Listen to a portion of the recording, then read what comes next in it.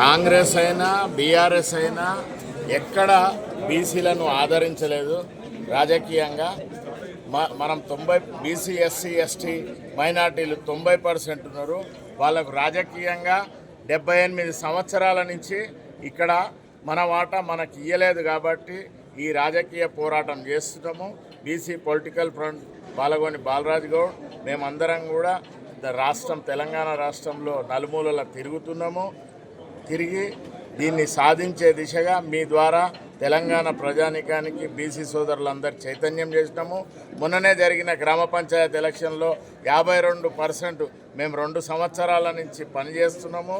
మరియు తెలంగాణ గౌడ కలుగీత సంఘాల సమన్వయ కమిటీలో కూడా మేమందరం అత్యధిక సభ్యులం ఉన్నాము.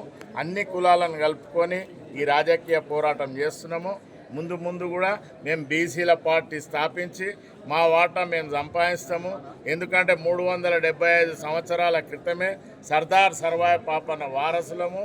బహుజనులందరినీ కలుపుకొని గోల్కొండ కిలా మీద ఎట్లయితే జెండా ఎగరేసినామో ఈ తెలంగాణ రాష్ట్రంలో కూడా బహుజన రాజ్యం వచ్చేదాకా మేమెంతో మాకంత వాటా రాజకీయంగా సాధించే దిశగా సంపాదిస్తాము. మేము 90% బడుగు బలహీన వర్గాలు ఉన్నారు.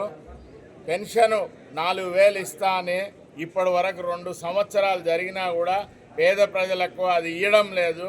ఇట్లా వివక్ష చూపెడుతున్నారు.